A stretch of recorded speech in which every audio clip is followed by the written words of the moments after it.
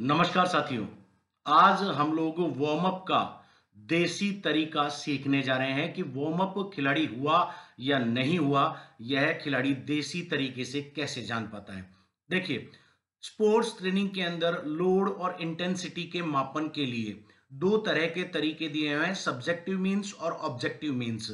Objective और subjective means की जब हम लोग बात करते हैं तो ये वो तरीके होते हैं जिनको कोच या तो नग्न आंखों से या लैब में टेस्टिंग के माध्यम से जांच सकता है।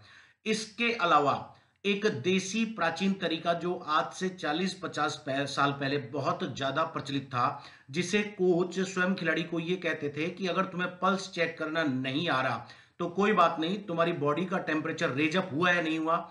यह किस तरीके से पता कर सकते हैं? तो देखिए, कान के पीछे, कनपट्टी के पीछे यदि आपके पसीना आ गया है, इसका मतलब आपका normal body temperature raise up हो गया है, 37 डिग्री से ऊपर उठ गया है।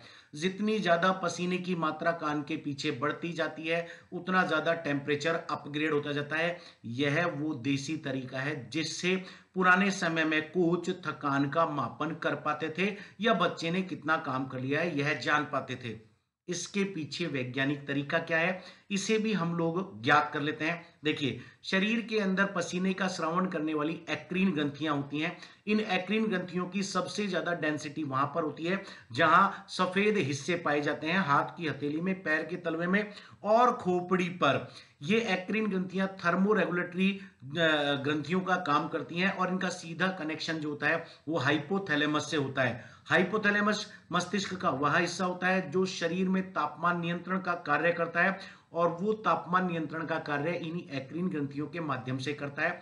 हाइपोथैलेमस ब्रेन के पास जब पाया जाता है तो ब्रेन की व्हाइट हिस्से के पास सबसे ज्यादा डेंसिटी इन एक्रीन ग्रंथियों की होती है। जैसे ही शरीर का तापमान बढ़ता है, हाइपोथैलेमस पैरासिम्पैथिक नर्व्स को यह आदेश देता है कि आप एक्रीन ग्रंथियों के माध्यम से पसीने का स्रावण शुरू कर दीजिए। चूंकि हाथ और पैरों के मुकाबले टेम्परेचर का रेजअप सबसे पहले ब्रेन के पास लगाया जाता है, इसलिए सबसे पहले पसीना श्रवण यहीं से आपकी एक्रीन ग्रंथियां शुरू करती है। शरीर में तापमान को, जब मैं कहूं तापमान को मापने के या तापमान से संबंधित चार टर्म्स आती हैं, उनमें से एक टर्म होती है इवापोरेशन, जिसे कहते हैं वाष्पीकरण।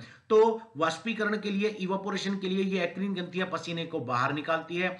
अब जहां जहां हमारे शरीर के अंदर ये व्हाइट हिस्से होते हैं, वहां वहां से सबसे ज्यादा मिनरल्स और साल्ट का निकास पानी के साथ होता है, इसलिए वह पसीना साल्टी हो जाता है। और आप लोगों ने देखा होगा, जब भी हम लोग स्पोर्ट्स ट्रेनिंग करते हैं तो सबसे ज्यादा हमारे नमक जैसी मात्रा जो होती है वह हेड के आसपास ही होती है, क्योंकि यहां व्हाइट हिस्से से सबसे ज्यादा साल्टी जो चीजें, सॉरी, साल्ट्स और मिनरल्स होती हैं, वो बॉडी बाहर निकालती है एक्रीन ग्रंथियों के माध्यम से। तो मित्रों, यह वो प्राचीन तरीका था जिसमें कनपट्टी के पीछे पानी की मात्रा का पता लगाकर, पसीने की मात्रा का पता लगाकर कोच ये जान पाते थे कि बच्चा वर्कआउट कर रहा है या नहीं कर रहा। और ऐसा नहीं है कि केवल ट्रेनिंग के अंदर ही, जब पुराने समय के अंदर बुखार वगैरह ज्यादा होता था और जब हम लोग कोई चादर वगैरह ओढ़ते थे तो सबसे पहले हमारे पसीने का श्रावण यहीं से होता था, हाइपोथैलेमस के माध्यम से तापमान नियंत्रण का काम। या अगर हम लोग कभी स्ट्रेस में हो या दबाव में हो या तनाव में हो या हमने कोई गलत काम किया होता है तो भी हमारा बॉडी टेम्परेचर रेज होता है, तो सबसे पहले हमारी कनपट्टी के पास से ही पसीना आता है। और यह पसीना क्यों? क्योंकि बॉडी टेम्परेचर रेज अप हुआ है। वार्म अप में भी यही काम होता है। तो बॉडी टेम्परेचर रेज अप होते के साथ ही सबसे पहले शरीर के कपाल के व्हाइट जो सेल्स वाला हिस्सा है, जिसको हम लोग स्कल के ऊपर का स्किनी एरिया कहते हैं, वहां से पसीने का श्रावण एक्रीन ग्रंथियां शुरू कर देती है। तो यह वो देसी तरीका था मित्रों जो पुराने समय में कोचेस करते थे। मुझे भी यह तरीका भारतीय फुटबॉल टीम के साथ as a assistant coach technical Kolkata Sai NSNIS centre के फुटबॉल कोच के द्वारा बताया गया था। उसके बाद जब मैंने इसके ऊपर रिसर्च किया तो वास्तव में एक फैंटास्टिक वे लगा। और चीजें तो सीखने से ही पता लगती हैं, एक दूसरे के आदान प्रदान से। नमस्कार, जय हिंद, जय भारत। आपका भरत सिंह गुर्जर, फुटबॉल कोच।